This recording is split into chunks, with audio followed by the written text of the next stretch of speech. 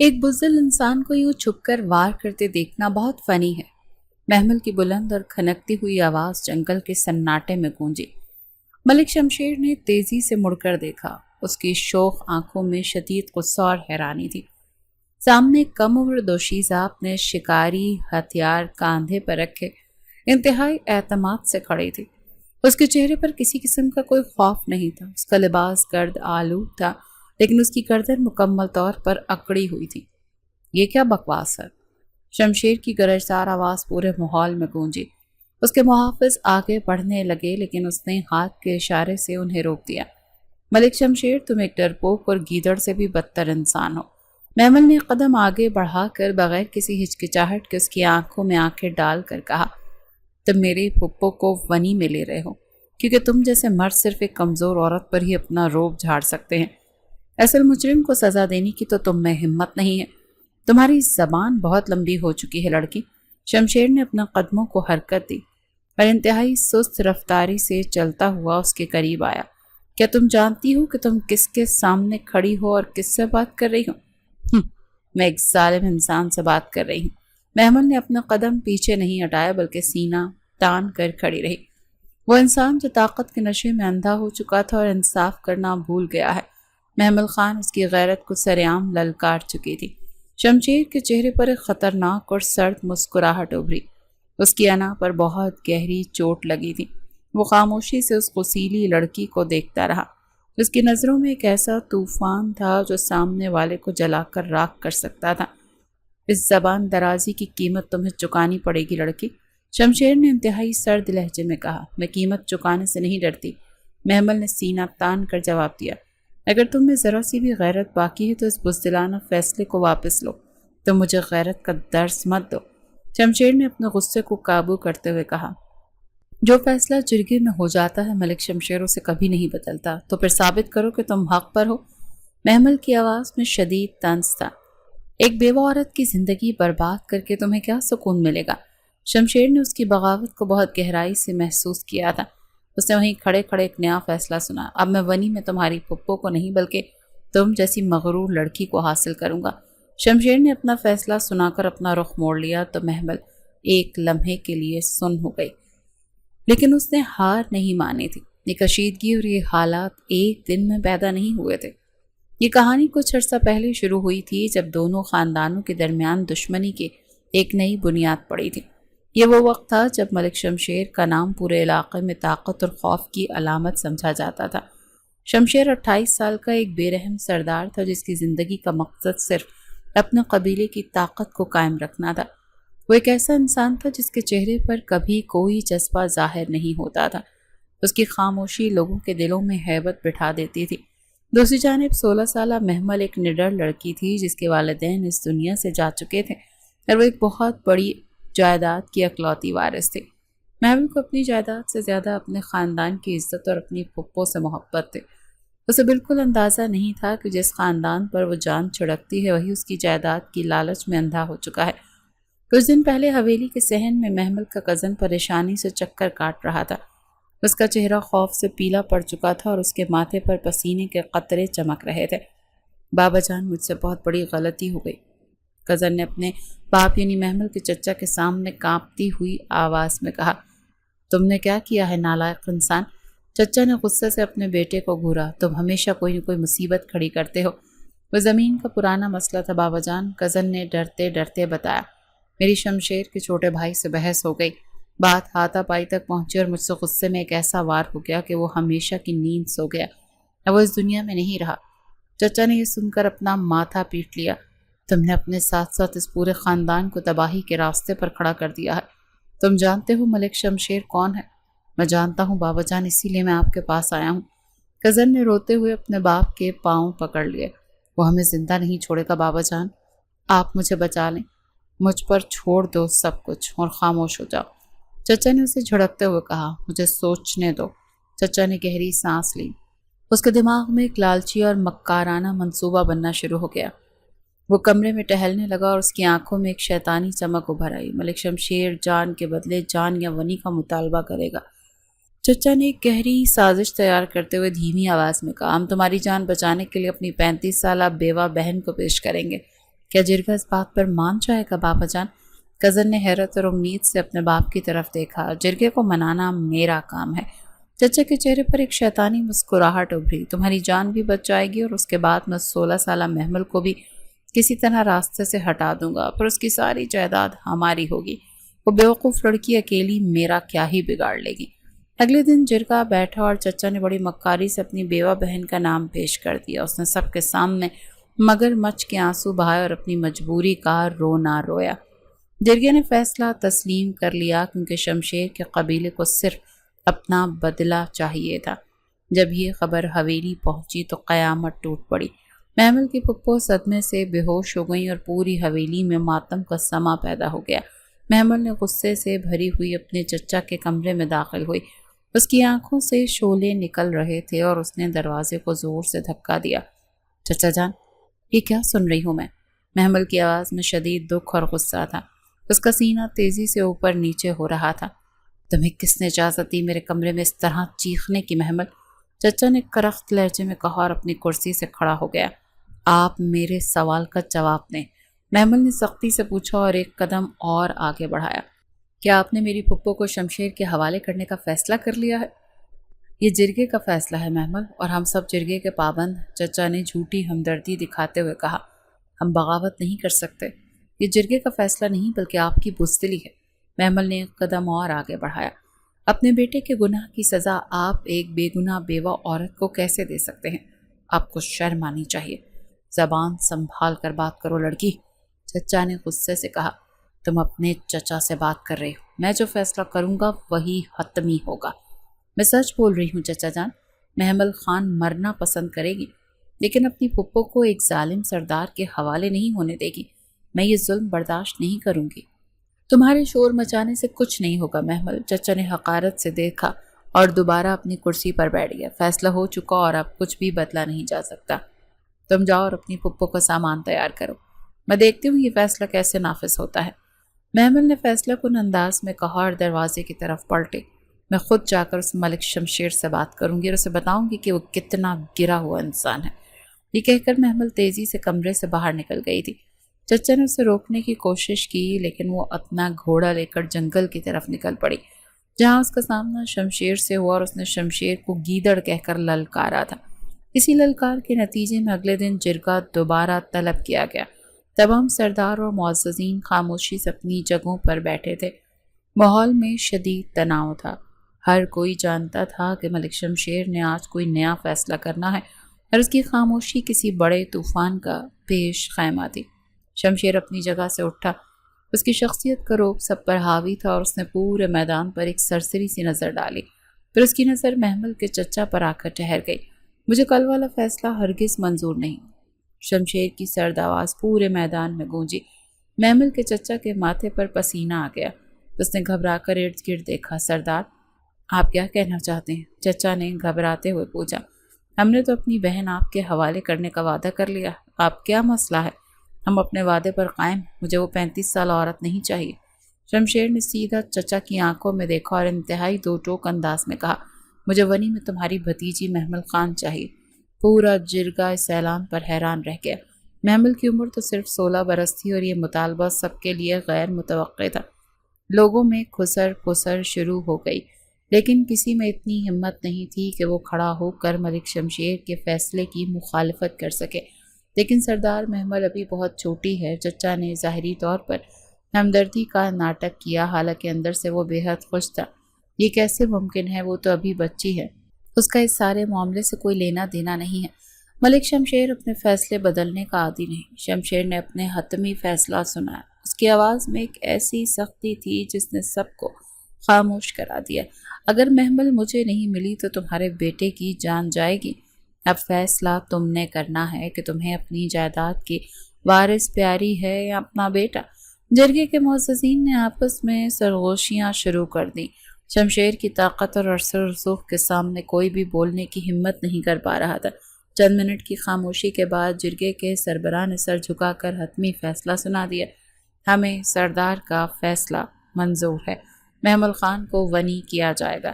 جرگے کے سربراہ نے بھاری آواز میں اعلان کر دیا۔ محمل کو جب یہ خبر ملی تو اس پر جیسے آسمان گر پڑا۔ وہ اپنی پھپھو کو بچانے گئی تھی لیکن خود ایک بہت بڑی دلدل میں پھنس چکی تھی۔ حویلی میں ہر طرف اداسی چھائی ہوئی تھی۔ محمل خاموشی سے دیوار کے ساتھ لگی کھڑی تھی اور اس کی آنکھوں میں شدید صدمہ تھا۔ پھپھو رو رو کر ہلکان ہو رہی تھی۔ وہ بار بار محمل کے چہرے کو چوم رہی تھی اور اپنے بھائی کو کوس رہی تھی۔ چچا جان، آپ مجھے اس درندے کے حوالے کر رہے ہیں۔ محمل نے سرخ آنکھوں سے اپنے چچا کو دیکھا جو کمرے کے دروازے پر کھڑا تھا۔ یہ جرگے کا فیصلہ ہے محمل بیٹی، چچا نے مگرمچھ کے آنسو بہاتے ہوئے کہا۔ میں مجبور ہوں، مجھے اپنا خاندان کی عزت اور اپنے بیٹے کی جان بچانی ہے۔ میں جرگے کے خلاف نہیں جا سکتا۔ تم تو جانتی ہو نا کہ ہماری روایات کتنی سخت ہیں۔ آپ کو صرف اپنی جائیداد اور اپنے بیٹے کی جان پیاری ہے۔ محمل نے انتہائی نفرت بھرے لہجے میں کہا۔ آپ نے مجھ سے میری زندگی چھین لی۔ میں آپ کو اس دھوکے کے لیے کبھی معاف نہیں کروں گی۔ آپ نے آج ثابت کر دیا ہے کہ آپ میرے باپ کے بھائی نہیں بلکہ میرے سب سے بڑے دشمن ہیں۔ چچا نے اس کی بات کا کوئی جواب نہیں دیا اور تیزی سے نظریں چرا کر وہاں سے چلا گیا۔ اس نے فوراً نکاح کی تیاریاں شروع کرنے کا حکم دیا۔ وہ جلد از جلد اس لڑکی کو حویلی سے رخصت کرنا چاہتا تھا تاکہ وہ اپنی جائیداد پر مکمل قبضہ کر سکے۔ محمل کو زبردستی سرخ دلہن کا جوڑا پہنایا گیا۔ کمرے میں موجود عورتیں اسے تیار کر رہی تھیں لیکن محمل کسی پتھر کے مجسمے کی طرح خاموش بیٹھی تھی۔ اس کی آنکھوں میں آنسو نہیں تھے بلکہ گہری سرد نفرت تھی۔ اس کا دل انتقام کی آگ میں جل رہا تھا۔ وہ سوچ رہی تھی کہ جس دن اسے موقع ملا وہ ان سے اپنا بدلہ ضرور لے گی۔ تھوڑی دیر بعد نکاح خاں کو اندر بلایا گیا۔ نکاح نامے پر دستخط کرتے ہوئے اس کے ہاتھ ہلکے سے کانپ رہے تھے لیکن اس نے خود کو کمزور نہیں پڑنے دیا۔ اس نے دستخط کر دی اور یوں اس کی قسمت کا فیصلہ ہمیشہ کے لیے شمشیر کے نام کے ساتھ جڑ گیا۔ وہ اب ملک شمشیر کی بیوی اور اس کی قیدی بن چکی تھی۔ رخصتی کا وقت آیا تو محمل نے کسی کو گلے نہیں لگایا۔ وہ خاموشی سے اٹھی اور سیدھی باہر کی طرف چل پڑی۔ اس کی پھپھو اس کے پیچھے دوڑی لیکن اس نے انہیں بھی اپنے قریب نہیں آنے دیا۔ وہ خاموشی سے جا کر گاڑی میں بیٹھ گئی۔ اس کے چہرے پر ایک سرد اور بے جان تاثر تھا۔ اسے شمشیر کے حویلی لایا گیا تھا۔ یہ حویلی کسی پرانے اور پراسرار قلعے کی طرح وسیع اور خوفناک تھی۔ ہر طرف خاموشی چھائی ہوئی تھی اور دیواروں سے وحشت ٹپک رہی تھی۔ رات کا اندھیرا حویلی کی دہشت میں مزید اضافہ کر رہا تھا۔ شمشیر کے گارڈ نے اسے ایک بڑے اور سجے ہوئے کمرے میں چھوڑ دیا اور باہر سے دروازہ بند کر دیا۔ کمرے کی فضا میں ایک عجیب سی گھٹن اور سناٹا تھا۔ محمل کا دل زور زور سے دھڑک رہا تھا۔ وہ جانتی تھی کہ شمشیر ایک ظالم انسان ہے اور آج اس سے اپنی بے عزتی کا بدلہ ضرور لے گا۔ وہ بیٹھ کے ایک کنارے پر سمٹ کر بیٹھ گئی۔ اس کی نظریں دروازے پر ٹکی تھیں اور دماغ میں ہزاروں وسوسے جنم دے رہے تھے۔ اس نے اپنے لباس کو مٹھیوں میں مضبوطی سے پکڑ لیا۔ رات کافی گہری ہو چکی تھی۔ باہر کی تاریکی اور خاموشی اندر کے خوف کو مزید بڑھا رہی تھی۔ اچانک دروازے کا ہینڈل گھوما۔ ملک شمشیر کمرے میں داخل ہوا۔ اس کے چہرے پر ایک سرد اور پراسرار سی مسکراہٹ تھی۔ وہ فتح کے نشے میں چور لگ رہا تھا۔ اس کی نظریں سیدھی محمل تک گئیں۔ محمل اسے دیکھ کر بری طرح گھبرا گئی اور بے ساختہ پیچھے ہٹتی چلی گئی، یہاں تک کہ اس کی کمر دیوار سے جا لگی۔ شمشیر کے بھاری قدموں کی آواز کمرے کے سناٹے میں صاف سنائی دے رہی تھی۔ وہ چلتا ہوا محمل کے بالکل قریب آ کر رک گیا۔ شمشیر نے محمل کے چہرے پر موجود ڈر اور خوف کو بہت غور اور اطمینان سے دیکھا۔ اس کے بعد اس نے ایک طنزیہ لہجے میں اس کی جنگل والی بہادری کا مذاق اڑایا۔ بہادر تو ہو تم، مگر سہمی ہوئی تو کچھ زیادہ ہی حسین لگتی ہو مسز شمشیر۔ محمل کو لگا کہ اب اس کی زندگی ایک بدترین اذیت میں گزرے گی اور یہ شخص اس سے بھیانک بدلہ لے گا۔ کمرے کی فضا میں ایک عجیب سی گھٹن اور موت جیسی خاموشی چھائی ہوئی تھی۔ محمل کی کمر دیوار کے ساتھ لگی تھی اور اس کا دل پسلیوں سے ٹکرا رہا تھا۔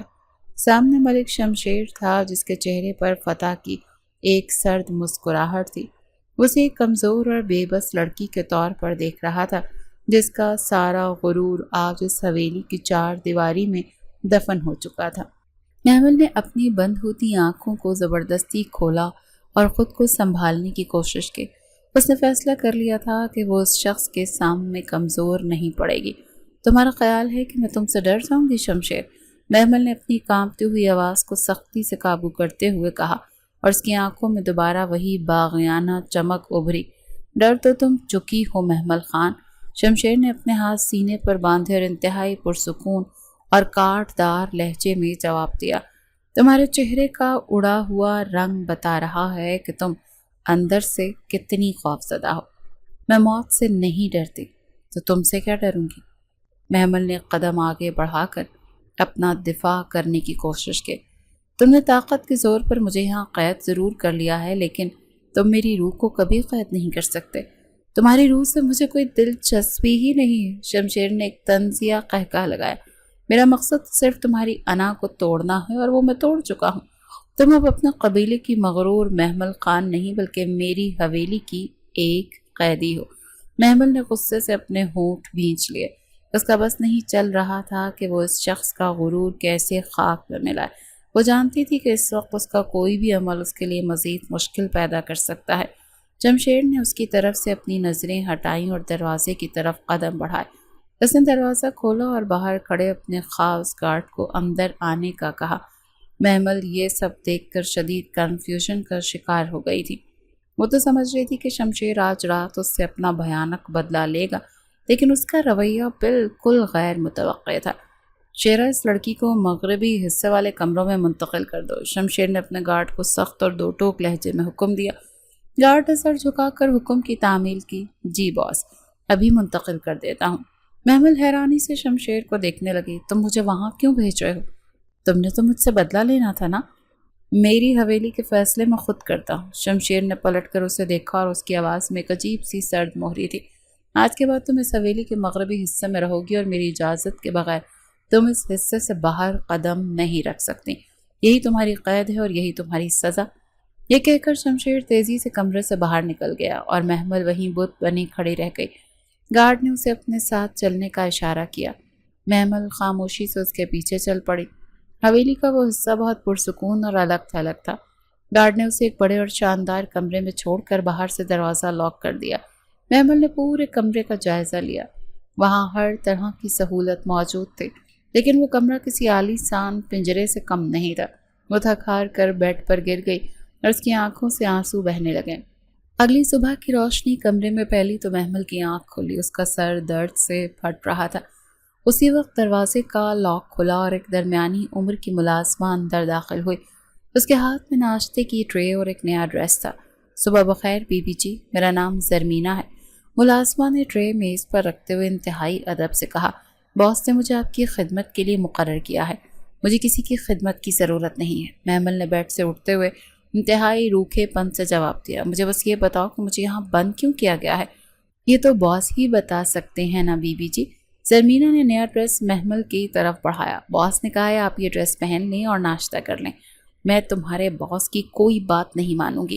محمل نے ڈریس کو ہاتھ لگانے سے ہی انکار کر دیا۔ اسے جا کر کہہ دو کہ محمل خان کسی کی غلام نہیں ہے۔ زرمینہ نے ہمدردی سے محمل کو دیکھا، بی بی جی، باس بہت سخت انسان ہے۔ ان کی بات نہ ماننے کا مطلب اپنے لیے مصیبت کھڑی کرنا ہے۔ آپ یہ ڈریس پہن لیں، اسی میں ہی آپ کی بھلائی ہے۔ محمل نے زرمینہ کی بات پر غور کیا۔ وہ جانتی تھی کہ اس وقت ضد کرنا بے وقوفی ہوگی۔ اس نے خاموشی سے ڈریس لی اور واش روم میں چلی گئی۔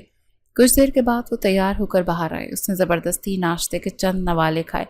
اس کا دماغ تو مسلسل کوئی راستہ تلاش کر رہا تھا۔ 2 دن اسی قید میں خاموشی میں گزر گئے۔ محمل اس کمرے میں بند رہ کر پاگل ہو رہی تھی۔ تیسرے دن صبح کے وقت دروازہ کھلا اور شمشیر کمرے میں داخل ہوا۔ محمل اسے دیکھتی ہی اپنی جگہ سے کھڑی ہو گئی اور اس کی آنکھوں میں وہی پرانی نفرت ابھر آئی۔ میرے ساتھ چلو۔ شمشیر نے اس کی طرف دیکھے بغیر ایک مختصر اور سخت حکم دیا۔ میں تمہارے ساتھ کہیں نہیں جاؤں گی۔ محمل نے ضدی لہجے میں کہا، تم مجھے اس طرح قید کر کے کیا ثابت کرنا چاہتے ہو؟ میں نے کہا ہے میرے ساتھ چلو۔ شمشیر کی آواز میں ایک خطرناک گرج تھی جس نے محمل کو مزید کچھ کہنے سے روک دیا۔ محمل خاموشی سے اس کے پیچھے چل پڑی۔ شمشیر اسے مغربی حصے کی راہداریوں سے گزارتا ہوا ایک بہت بڑے کمرے کے سامنے لایا۔ اس نے دروازہ کھولا تو محمل حیران رہ گئی۔ وہ ایک بہت بڑی لائبریری تھی۔ چاروں طرف کتابوں کی الماریاں سجی تھیں اور درمیان میں ایک بڑی اسٹڈی ٹیبل رکھی تھی۔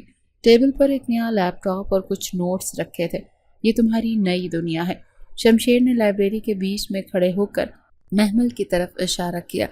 آج سے تم یہاں اپنا وقت گزارو گے، شہر سے بہترین اساتذہ تمہاری تعلیم کے لیے بلائے گئے۔ یہ کیا مذاق؟ محمل کو اپنی سماعتوں پر یقین ہی نہیں آ رہا تھا۔ میں تمہاری قیدی ہوں، کوئی اسٹوڈنٹ نہیں، تم مجھے پڑھنے پر مجبور نہیں کر سکتے۔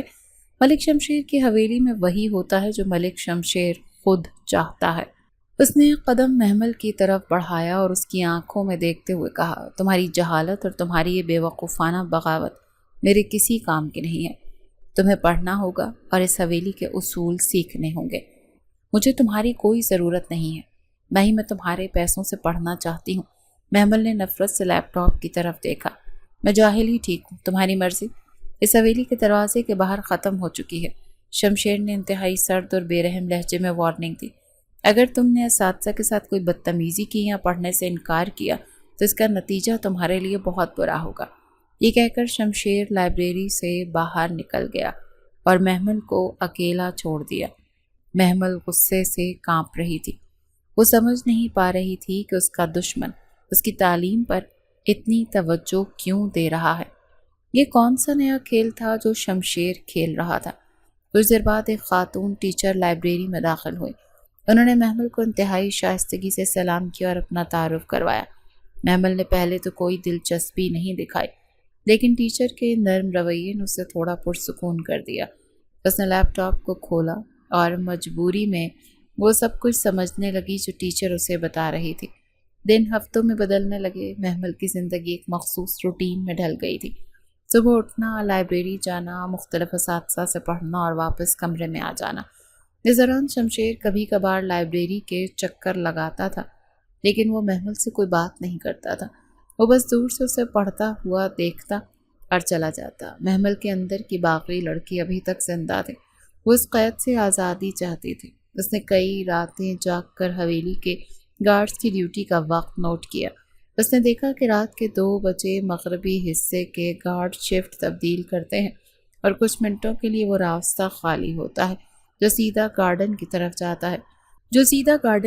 جاتا تھا۔ گارڈن سے حویلی کی پچھلی دیوار تک پہنچنا آسان تھا۔ محمل نے فیصلہ کر لیا کہ وہ آج رات اس قید سے بھاگ جائے گی۔ رات کے 2 بج چکے تھے۔ حویلی میں مکمل سناٹا تھا۔ محمل نے ایک سیاہ چادر اوڑھی اور دبے قدموں اپنے کمرے سے باہر نکلی۔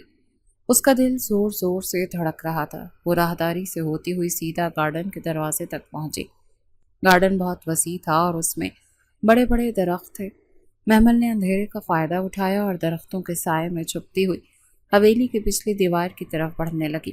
اسے لگ رہا تھا وہ آزادی کے بالکل قریب ہے۔ دیوار اب چند قدم کے فاصلے پر تھی۔ اس نے ایک لمبی سانس لی اور دیوار پر چڑھنے کے لیے آگے بڑھی۔ اچانک پیچھے سے ایک بھاری آواز نے اس کے قدم جکڑ لیے۔ کہاں جانے کا ارادہ ہے بی بی جی؟ یہ شیرا کی آواز تھی جو اپنے 2 گارڈز کے ساتھ کھڑا تھا۔ ان کے ہاتھوں میں ٹارچ تھی۔ محمل کا رنگ خوف سے پیلا پڑ گیا۔ وہ پکڑی جا چکی تھی۔ اس نے پیچھے مڑ کر دیکھا تو شیرا کے چہرے پر ایک سخت تاثر تھا۔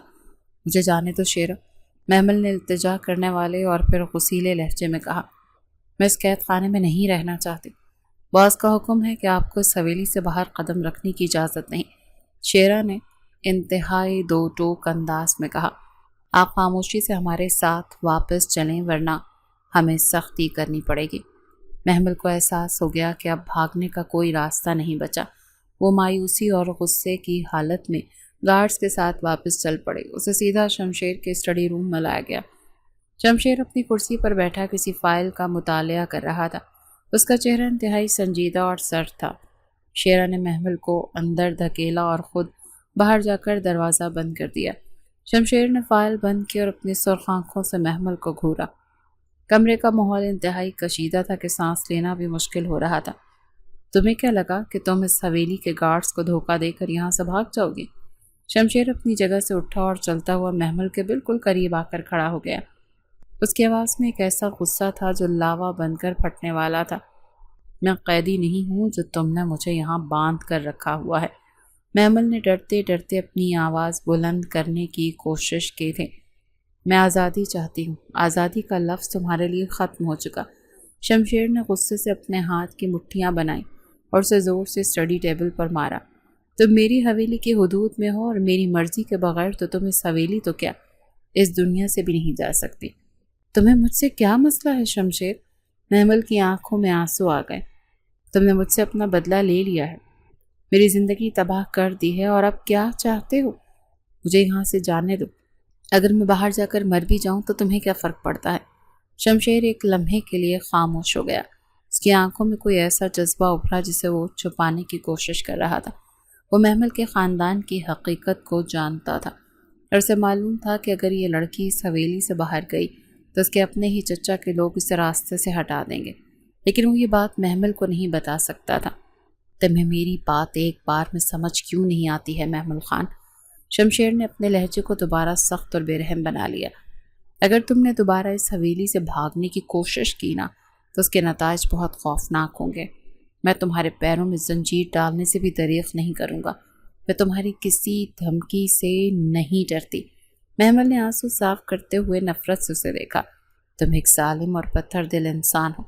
शमशेर ने उसकी नफरत को खामोशी से बर्दाश्त किया। उसने कोई जवाब नहीं दिया बल्कि मुड़कर दोबारा अपनी कुर्सी की तरफ चला गया। अब तुम जा सकती हो और याद रखना कि मेरी नज़रें तुम पर ही हैं। शमशेर ने अपनी फाइल दोबारा खोली, जैसे महमल का वहाँ होना उसके लिए कोई अहमियत ही नहीं रखता था। महमल गुस्से से पाँव पटकती हुई स्टडी रूम से बाहर निकल गई। वो बुरी तरह कंफ्यूज थी। रात की तारीकी अपने अरूज पर थी और हवेली के मगरबी हिस्से में मुकम्मल खामोशी का राज था। महमल अपने कमरे में बेड के किनारे बैठी मुसलसल सोचों के भंवर में उलझी हुई थी। शमशेर का गुस्से से बुरा चेहरा और उसकी सख्त वार्निंग बार बार महमल के जहन में गूंज रही थी। वो शख्स उसके लिए एक बंद किताब बन चुका था जिसका हर वर्ग एक नया राज लिए हुए था।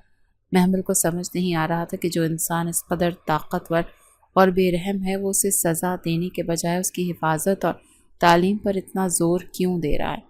वो एक तरफ उसे कैदी बनाकर रखता था और दूसरी तरफ उसकी हर ज़रूरत पूरी करता था। अगली सुबह सूरज की रोशनी कमरे में फैली तो महमल की आंख खुली।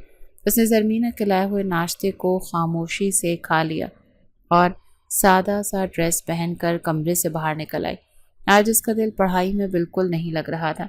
वो सीधा लाइब्रेरी जाने के बजाय हवेली के बड़े गार्डन की तरफ चल पड़ी। गार्डन की फिजा में एक सुकून था, लेकिन महमल के अंदर एक शदीद जज्बाती तूफान मचा हुआ था। वो गार्डन के आखिरी सिरे पर मौजूद घने दरख्तों के पास जाकर एक बेंच पर बैठ गई। अभी उससे बैठे कुछ ही देर गुजरी थी कि उसे दरख्तों के पीछे से कुछ दबी दबी आवाज़ें सुनाई दी। महमल चौंक कर अपनी जगह से उठी और मोहतात कदमों के साथ आवाज़ की सिमत बढ़ने लगी। उसने एक बड़े दरख्त के तने के पीछे छुपकर देखा तो उसके पैरों तले से ज़मीन निकल गई थी। सामने उसके चचा के दो खास आदमी खड़े थे जो हवेली के गद्दार गार्ड से राजो न्यास कर रहे थे। हमारे सरदार ने कहा कि काम जल्द से जल्द मुकम्मल होना चाहिए। चचा के एक आदमी ने इंतहाई धीमी मगर मक्कारी से भरी हुई आवाज़ में कहा। जायदाद के कागजात तो सरदार के नाम हो चुके हैं, लेकिन जब तक वो लड़की जिंदा है सरदार को सुकून नहीं मिलेगा। तुम लोग फिक्र मत करो। गद्दार गार्ड ने इर्द गिर्द का जायज़ा लेते हुए तसल्ली दी। मैंने हवेली के पिछले दरवाजे की सिक्योरिटी कमज़ोर कर दी है। तुम लोग बस रात के अंधेरे में उस बंदे को लेकर आ जाना। तुम्हारा हदफ सिर्फ महमल और शमशेर को रास्ते से हटाना है। हमें शमशेर से कोई गर्ज नहीं है, लेकिन वो महमल को कभी हमारे हवाले नहीं करेगा। चचा के दूसरे आदमी ने जहरखुंद लहजे में कहा, इसीलिए शमशेर को भी नुकसान पहुंचाना ज़रूरी है। सरदार ने वनी का ड्रामा रचाकर लड़की को हवेली तो भिजवा दिया था ताकि लोगों की नज़रों में सरदार की इज्जत बनी रहे और महमल भी रास्ते से हट जाए, लेकिन ये शमशेर तो उस लड़की का मुहाफिज बनकर बैठ गया है। महमल ये सब सुनकर सकते में आ गई थी। उसके जहन में वो सारे मनाजिर तेज़ी से घूमने लगे जब उसके चचा ने झूठी हमदर्दी दिखाकर उसे वनी के लिए मजबूर किया था। जिस खानदान की इज्जत और जिस पुप्पो की जान बचाने के लिए उसने अपनी आज़ादी कुर्बान कर दी थी, वो सब एक भयानक धोखा था। उसका अपना सगा चचा उसकी जान का दुश्मन था और सिर्फ जायदाद हड़पने के लिए उसने ये सारा घिनौना खेल खेला था। महमल के आंसू उसके गालों पर बहने लगे और उसे महसूस हुआ कि जैसे उसके वजूद को किसी ने गहरी खाई में धक्का दे दिया हो। वो वहाँ मजीद खड़ी ना रह सकी और तेज़ी से वहाँ से भागी। वो सीधा हवेली के अंदरूनी हिस्से की तरफ दौड़ी। उसे शमशेर से मिलना था। उसे बताना था कि उसके गार्ड्स गद्दारी कर रहे हैं और हवेली पर एक बड़ा हमला होने वाला है। वो रोती हुई शमशेर के स्टडी रूम के बाहर पहुंची। वो दरवाजे को खोलने ही लगी थी कि उसे अंदर से शमशेर और उसके एक करीबी दोस्त की आवाज़ें सुनाई दी। दरवाज़ा थोड़ा सा खुला हुआ था। तुमने इस लड़की को हवेली में रख कर अपने लिए एक बहुत बड़ी मुसीबत खड़ी कर ली है शमशेर। दोस्त की आवाज़ में शदीद फिक्र और परेशानी थी और पूरा कबीला बातें कर रहा था कि तुमने एक कम उम्र लड़की को वनी में लेकर ज्यादती की है। तुम अपनी साख क्यों ख़राब कर रहे हो? मुझे लोगों की बातों की परवाह नहीं है। शमशेर की आवाज़ हमेशा की तरह पुरसुकून और सर्द थी। लोगों को देखते हैं जो मैं उन्हें दिखाना चाहता हूँ। तो फिर सच क्या है? तुमने ऐसा फैसला क्यों किया? दोस्त ने हैरानी से पूछा। क्योंकि वो लड़की एक मौत के कुएं में गिरने वाली थी। शमशेर ने गहरी सांस ली और उसकी आवाज़ में एक अजीब सा दर्द था। मुझे मेरे मुखबिरों ने बता दिया था कि महमल का चचा उसे रास्ते से हटाने वाला है। वो उस लड़की को चंद पैसों और जायदाद की खातिर दुश्मनों के हवाले करने का मंसूबा बना चुका था। अगर मैं उसे वनी में ना मांगता तो वो लड़की आज इस दुनिया में ही ना होती। मैंने उसे उसकी जान बचाने के लिए उसे अपनी कैद में रखा है ताकि कोई उस तक पहुंच ना सके। दोस्त हैरत से खामोश रह गया। तुमने एक दुश्मन कबीले की लड़की की जान बचाने के लिए अपनी इतनी बड़ी बदनामी अपने सर ले ली और उसे इस बात की खबर तक नहीं होने दी। वो तो तुम्हें अपना सबसे बड़ा दुश्मन समझती है। वक्त आने पर वो सब समझ जाएगी। शमशेर ने मंसूबा मजबूत लहजे में कहा। फिलहाल उसका महफूज रहना और उसकी तालीम मुकम्मल होना ज़्यादा ज़रूरी है। मैं नहीं चाहता कि अपने ख़ानदान की तरह जाहिल और साजिशी बने। उसे एक मजबूत इंसान बनाना मेरी जिम्मेदारी है। मोहम्मद से दरवाजे के बाहर खड़ी सब सुन रही थी। उसके वजूद पर जैसे किसी ने सख्ता तारी कर दिया। उसकी दुनिया मुकम्मल तौर पर बदल गई थी। वो जिस शख्स को एक जालिम, दरिंदा, बेरहम सरदार और अपना सबसे बड़ा दुश्मन समझती थी, वो दरअसल उसका सबसे बड़ा मुहाफिज निकला था और उसकी तमाम नफरतें एक ही पल में मलिया मेट हो गईं। उसे शमशेर की वो तमाम बातें और सख्तियाँ समझ आने लगीं जो उसकी हिफाजत और तालीम के लिए वो कर रहा था। महमल रोती हुई वहाँ से वापस मुड़ी और सीधा अपने कमरे की तरफ चली गई। उस रात महमल बहुत रोई थी। उसने अपने आप को कोसा कि उसने शमशेर को पहचानने में इतनी बड़ी गलती कैसे कर दी थी। उसके दिल में शमशेर के लिए एक ऐसा एहतराम पैदा हुआ जिसकी कोई हद नहीं थी। यह एहतराम कब एक अनदेखी और सच्ची मोहब्बत में बदलना शुरू हो गया, महमल को खुद भी कोई खबर नहीं थी। अगले दिन जब वो अपने कमरे से बाहर निकली तो वो एक बदली हुई महमल खान थे। उसकी आंखों में अब बगावत और नफरत की जगह एक अजीब सी चमक और शुक्रगुजारी थी। उसने अपना सारा ध्यान लाइब्रेरी और पढ़ाई पर लगा दिया था। वो घंटों लैपटॉप के सामने बैठकर काम करती और अपने असातिज़ा से हर चीज़ को गहराई से समझने की कोशिश करती थी। उसके रवैये में एक नुमायाँ तब्दीली आ चुकी थी। उसने ज़रमीना के साथ भी सख्ती से पेश आना मुकम्मल तौर पर छोड़ दिया था और हवेली के छोटे मोटे कामों में भी दिलचस्पी लेने लगी थी।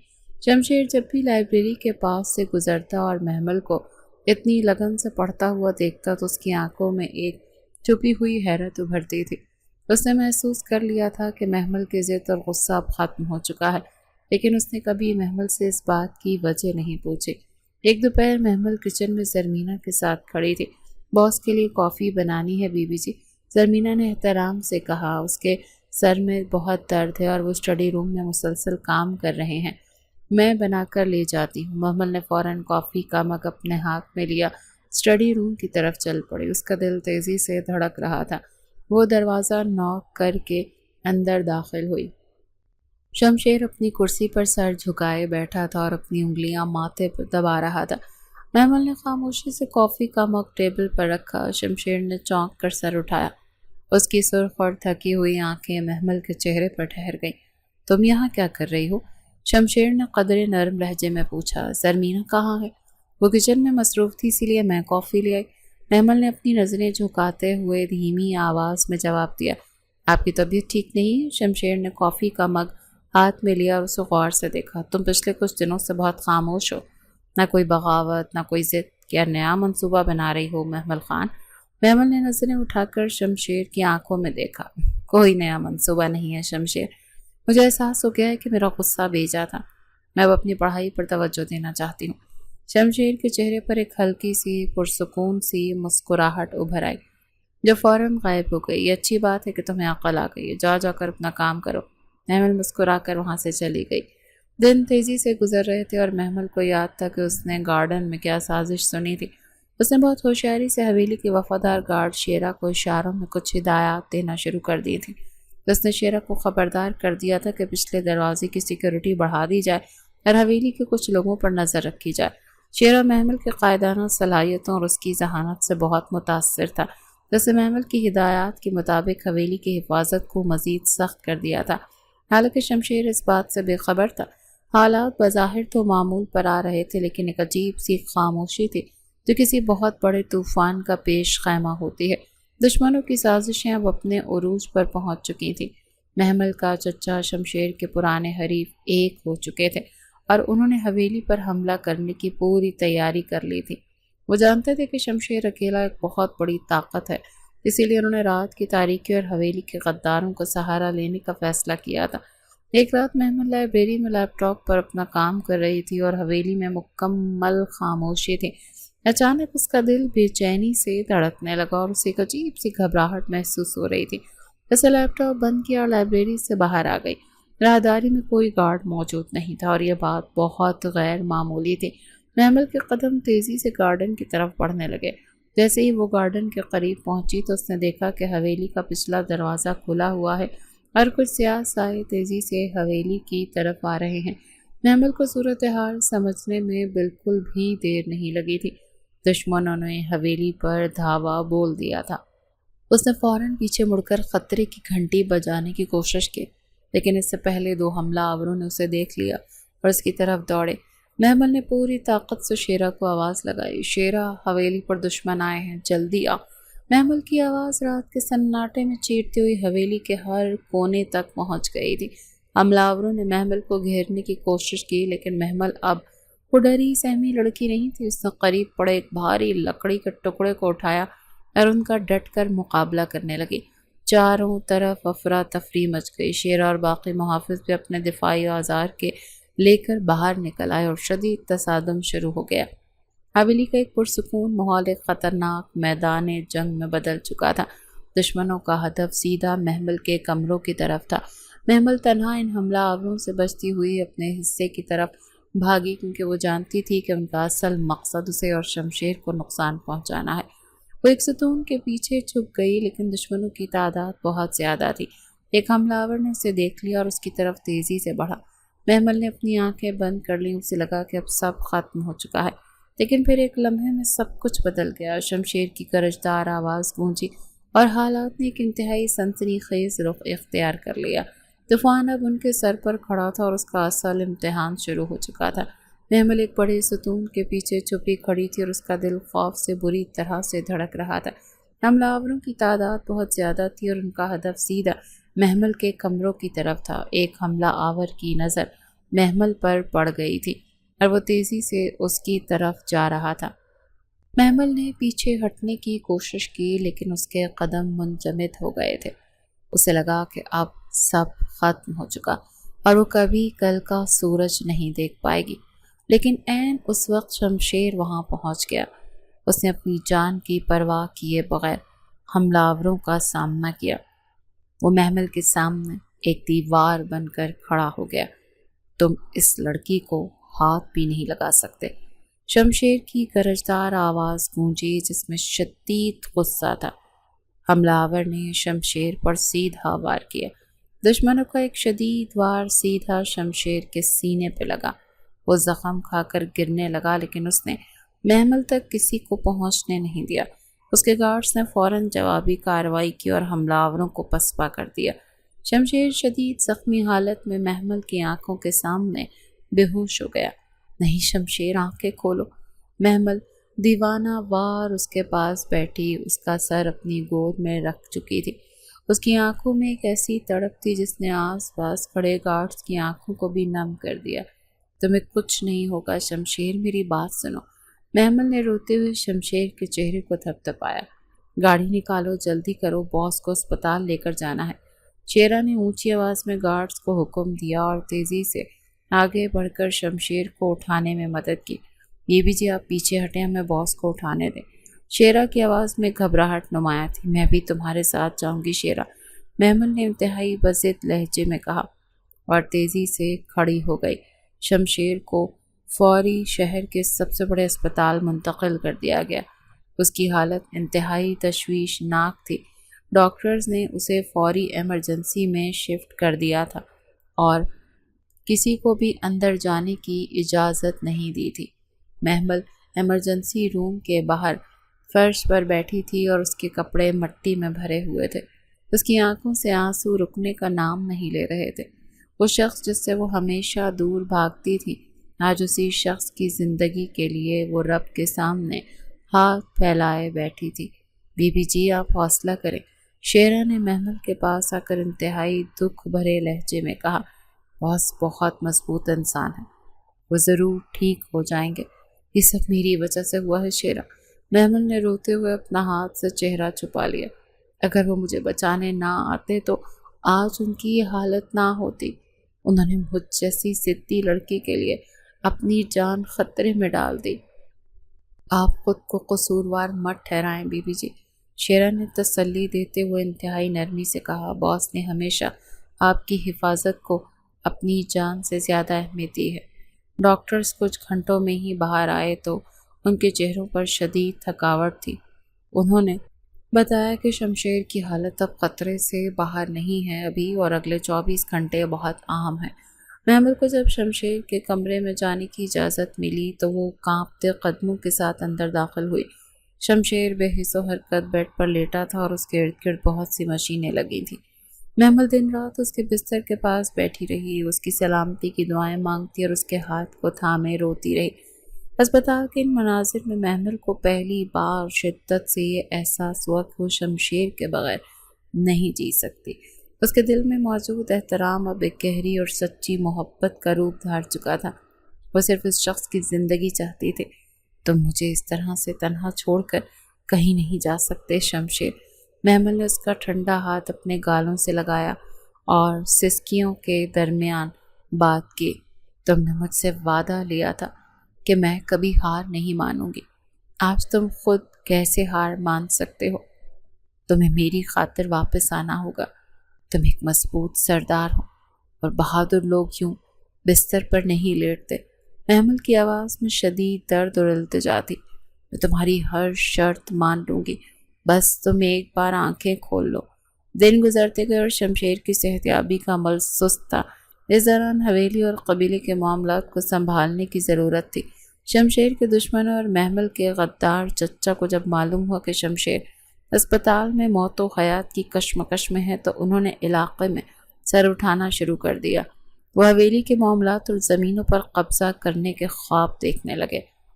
قبیلے کے لوگوں میں بے چینی پھیل چکی تھی۔ کوئی مضبوط فیصلہ کرنے والا موجود نہیں تھا۔ ایک صبح شیرا انتہائی پریشانی کی حالت میں اسپتال آیا۔ اس نے محمل کو بتایا کہ قبیلے کے کچھ لوگ بغاوت پر اتر آئے ہیں اور محمل کا چچا قانونی طور پر جائیداد اپنے نام کرنے کے لیے جرگہ بلا رہا ہے۔ ہمیں کچھ کرنا ہوگا بی بی جی، ورنہ باس کی برسوں کی محنت ضائع ہو جائے گی۔ شیرا کی آواز میں شدید پریشانی جھلک رہی تھی۔ حویلی اور قبیلہ اس وقت کسی مضبوط رہنما کی تلاش میں تھے۔ میرا چچا اتنا زیادہ گر سکتا ہے، اس بات کا مجھے بالکل بھی اندازہ نہیں تھا۔ محمل نے غصے سے اپنے ہاتھ کی مٹھی بنائی۔ وہ شمشیر کی کمزوری کا فائدہ اٹھانا چاہتا ہے۔ ہاں بی بی جی، وہ کل جرگہ کر رہے ہیں تاکہ سب کچھ اپنے نام کر سکیں۔ شیرا نے مزید تفصیل بتاتے ہوئے کہا تو محمل نے شمشیر کے پرسکون چہرے کی طرف دیکھا۔ اس نے گہرا سانس لیا اور اپنے آنسو صاف کیے۔ وہ اب ڈری سہمی لڑکی نہیں تھی، بلکہ شمشیر کی دی گئی تعلیم نے اسے ایک مضبوط عورت بنا دیا تھا۔ تم گاڑی تیار کرو شیرا، ہم ابھی حویلی جا رہے ہیں۔ محمل نے انتہائی پر اعتماد اور مضبوط لہجے میں کہا۔ میرے ہوتے ہوئے کوئی شمشیر کی حویلی کی طرف آنکھ اٹھا کر بھی نہیں دیکھ سکتا، لیکن بی بی جی، وہاں خطرہ ہو سکتا ہے۔ شیرا نے محتاط انداز میں روکا۔ میں شمشیر کی بیوی ہوں اور محمل خان خطروں سے ڈرنا نہیں جانتی۔ محمل نے انتہائی فیصلہ کن انداز میں جواب دیا۔ محمل نے ایک باوقار ڈریس پہنا، سیدھا حویلی کی لائبریری پہنچی۔ محمل جب 18 سال کی ایک باشعور اور تعلیم یافتہ لڑکی بن چکی تھی، اس نے آگے بڑھ کر حویلی کا نظام سنبھال لیا۔ اس نے شمشیر کے دوستوں اور وفاداروں کو لائبریری میں طلب کیا۔ اس کی آنکھوں میں ایک ایسی چمک تھی جو شمشیر کی یاد دلاتی تھی۔ یہ حویلی اور یہ قبیلہ لاوارث نہیں ہے۔ محمل نے لائبریری کی میز پر ہاتھ رکھتے ہوئے سب کی طرف دیکھا۔ شمشیر زندہ ہے، اور جب تک وہ واپس نہیں آتے اس حویلی کے تمام فیصلے میں کروں گی۔ ہم آپ کے ساتھ ہیں بی بی جی، لیکن ہم ان سازشوں کا مقابلہ کیسے کریں گے؟ شمشیر کے قریبی دوست نے تشویش کا اظہار کیا۔ وہ لوگ طاقت اور قانون دونوں کا استعمال کر رہے ہیں۔ قانون کا جواب قانون سے دیا جائے گا۔ محمل نے اپنا لیپ ٹاپ کھولا اور چند فائلیں ان کے سامنے رکھی۔ میں نے پچھلے کئی مہینوں میں اپنی پڑھائی کے ساتھ ساتھ اپنے چچا کے وہ تمام کالے چٹھوں اور زمینوں کے جعلی کاغذات کا ریکارڈ اکٹھا کر لیا ہے۔ ہم ان ثبوتوں کے ساتھ انہیں قبائلی اور قانونی سطح پر شکست دیں گے۔ یہ تو بہت زبردست کام کیا ہے آپ نے بی بی جی، شیرا نے خوشی اور حیرت سے فائلوں کو دیکھتے ہوئے کہا۔ یہ سب شمشیر کی دی گئی تعلیم کا نتیجہ ہے، محمل نے مضبوط آواز میں کہا۔ اب وقت آ گیا کہ دشمنوں کو ان کی اصل اوقات یاد دلائی جائے۔ اگلے دن محمل نے بنفس نفیس جرگے میں شرکت کی۔ اس نے شمشیر کے دوستوں اور وفاداروں کے ساتھ مل کر ان تمام دشمنوں پر اپنے غدار چچا کے خلاف قانونی اور قبائلی سطح پر ایک محاذ کھڑا کیا۔ جرگے کا ماحول شدید گرم تھا۔ چچا اپنی جیت کے زوم میں بیٹھا تھا۔ تم یہاں کیا کر رہی ہو لڑکی؟ تمہاری جگہ حویلی کی چار دیواری ہے۔ چچا نے محمل کو جرگے میں دیکھ کر حقارت اور غصے سے کہا۔ میری جگہ وہاں ہے جہاں میرے قبیلے اور میری حویلی کے فیصلے ہوتے ہیں۔ محمل نے چچا کی آنکھوں میں آنکھیں ڈال کر انتہائی جرأت مندانہ جواب دیا۔ اپنے چچا سے تمیز سے بات کرو اور جاؤ یہاں سے، فیصلہ ہو چکا ہے۔ چچا نے گرجدار آواز میں سب کو دکھانے کے لیے کہا۔ فیصلہ تو نہیں، جرگہ کرے گا، اور وہ بھی سچ جاننے کے بعد۔ محمل نے اپنے غدار چچا کی مکاری کے وہ تمام ثبوت سب کے سامنے پیش کر دیے جو اس نے حویلی کے غدار گارڈ کی مدد سے تیار کیے تھے۔ اس نے ثابت کر دیا کہ کس طرح اس کے چچا نے جائیداد کی لالچ میں اپنے ہی خاندان کو دھوکہ دیا۔ تم نے خاندانی روایات کو پامال کیا ہے چچا جان۔ محمل کی آواز پورے جرگے میں گونج رہی تھی۔ تم نے ونی کے نام پر مجھے بیچنے کی کوشش کی، اور آج تم شمشیر کی غیر موجودگی کا فائدہ اٹھا کر اس حویلی پر قبضہ کرنا چاہتے ہو۔ یہ ثبوت تمہارے ہر جھوٹ کی گواہی دے رہے ہیں۔ یہ سب جھوٹ ہے، یہ لڑکی مجھے بدنام کر رہی ہے، چچا نے گھبراہٹ میں چیختے ہوئے کہا اور ثبوتوں کو جھٹلانے کی کوشش کی۔ یہ کاغذات اور ان پر موجود مہریں جھوٹ نہیں بولتی، محمل نے انتہائی پراعتماد اور سرد لہجے میں کہا۔ تم نے میری جان کا سودا کیا تھا۔ چچا کا چہرہ خوف اور شرمندگی سے پیلا پڑ چکا تھا۔ جرگے کے معززین نے ثبوت دیکھنے کے بعد فوراً محمل کے حق میں فیصلہ دے دیا۔ چچا کو اس کے جرائم کی سزا کے طور پر علاقے ہی سے بے دخل کر دیا گیا اور دشمنوں کے تمام عزائم خاک میں مل گئے۔ اس کی ذہانت اور قائدانہ صلاحیتوں نے سب کو حیران کر دیا۔ اس نے ثابت کر دیا کہ شمشیر کی دی گئی تعلیم رائے گاہ نہیں گئی۔ پورا قبیلہ اس کم عمر لیکن انتہائی عقل مند لڑکی کی تعریف کرنے پر مجبور ہو گیا۔ کئی ہفتوں کے بعد شمشیر مکمل طور پر صحت یاب ہو کر حویلی واپس آیا۔ حویلی کے گارڈن میں اس کا شاندار استقبال کیا گیا۔ شمشیر کے چہرے پر ابھی بھی کچھ کمزوری تھی، لیکن اس کی آنکھوں میں اب وہی پرانی چمک اور روب موجود تھا۔ شیرا اور اس کے دوستوں نے اس حویلی کے تمام حالات اور محمل کی بہادری کی تمام تر تفصیلات سے اسے آگاہ کیا۔ باس، بی بی جی نے اکیلے ہی پورے جرگے کو حیران کر دیا، دشمنوں کو بھاگنے پر مجبور کر دیا۔ شیرا نے انتہائی فخر بھرے لہجے میں شمشیر کو تمام باتیں بتائیں۔ اس نے واقعی سب اکیلے سنبھال لیا؟ شمشیر نے حیرت اور خوشی کے ملے جلے جذبات کے ساتھ پوچھا۔ جی باس، بی بی جی اب وہ پرانی ڈری ہوئی لڑکی نہیں رہی۔ شیرا نے مسکراتے ہوئے تصدیق کی۔ اس نے دیکھا کہ محمل نے نہ صرف اس کے قبیلے کو متحد رکھا ہوا بلکہ دشمنوں کو بھی ان کے انجام تک پہنچا دیا ہے۔ شمشیر حیران رہ گیا۔ وہ محمل کو ایک باغی لڑکی سمجھتا تھا، لیکن آج اس کی حویلی کی سب سے بڑی محافظ بن چکی تھی۔ شمشیر پہلی بار محمل کو ایک مکمل اور مضبوط عورت کے طور پر دیکھ کر بے حد متاثر ہوا۔ رات کا وقت تھا۔ حویلی کے مغربی حصے میں مکمل خاموشی تھی۔ محمل گارڈن میں کھڑی آسمان کو دیکھ رہی تھی۔ اس کے چہرے پر ایک عجیب سا سکون تھا۔ اسے قدموں کی آہٹ سنائی دی اور اس نے مڑ کر دیکھا۔ سامنے شمشیر کھڑا تھا۔ اس کا انداز ہمیشہ کی طرح باوقار اور پرسکون تھا۔ تم نے ثابت کر دیا ہے کہ تم واقعی ایک نڈر اور بہادر لڑکی ہو، شمشیر نے محمل کے قریب آتے ہوئے نرم لہجے میں کہا۔ میں نے تمہاری تعلیم پر جو محنت کی तुमने उसका बेहतरीन सिला दिया है। महमल ने नज़रें झुका ली। ये सब आपकी वजह से मुमकिन हुआ शमशेर। अगर आप मुझे उस दिन वनी में ना मांगते तो आज मैं शायद जिंदा ना होती। आपने मुझे एक नई जिंदगी दी और मुझे जीना सिखाया। उसी रात दोनों का तन्हाई में आमना सामना हुआ। फिजा में एक अजीब सा सहर तारी था। दोनों के दरमियान मौजूद तमाम गलत फहमी और नफ़रतें दूर हो चुकी थी। मैंने हमेशा तुम्हें अपना दुश्मन समझा, लेकिन तुमने मेरे सबसे बड़े हमदर्द निकले। महमल ने अपने आंसुओं को रोके शमशेर की आंखों में देखा। महमल ने अपने गुरूर को एक तरफ रख कर शमशेर के सामने अपनी मोहब्बत का इकरार कर लिया। मैं तुमसे बेपनाह मोहब्बत करने लगी हूँ शमशेर। मैं तुम्हारे बगैर जो दिन अस्पताल में गुजारे हूँ वो मेरी ज़िंदगी के सबसे मुश्किल दिन थे। अब अपनी बाकी की ज़िंदगी तुम्हारे साथ गुजारना चाहती हूँ। शमशेर, जिसने हमेशा अपने जज्बात को छुपाया था, उसने भी महमल को अपनी ज़िंदगी की सबसे बड़ी जीत करार दे दिया। उसके चेहरे पर एक इंतहाई दिलकश और सच्ची मुस्कुराहट उभरी जो महमल ने इससे पहले कभी नहीं देखी थी। मैंने तुम्हारी बगावत और तुम्हारी आंखों की चमक से उसी दिन मोहब्बत कर ली थी जब तुमने जंगल में मेरा रास्ता रोका था। शमशेर ने महमल के हाथ को अपने हाथों में थामते हुए इंतहाई जज्बाती और सच्चे लहजे में कहा, मैं जानता था तुम एक दिन इस हवेली का गुरूर बनोगी। तो मेरी ज़िंदगी की सबसे खूबसूरत और मुकम्मल फ़तेह हो महमल ख़ान। मैं वादा करती हूँ कि मैं हमेशा तुम्हारे शाना बशाना खड़ी रहूँगी। महमल ने मुस्कुराते हुए शमशेर के हाथ को मजबूती से थाम लिया। उनकी नफ़रत का सफ़र एक खूबसूरत और लाजवाल मोहब्बत पर ख़त्म हुआ। हवेली के वो तमाम तारीक साए जो कभी उन दोनों के दरमियान दीवार बने हुए थे, अब हमेशा के लिए छट चुके थे। वो दोनों एक दूसरे के हम कदम बनकर एक नई और खुशगवार ज़िंदगी की तरफ बढ़ चुके थे, जहाँ सिर्फ मोहब्बत, इज़्ज़त और एतबार का राज था।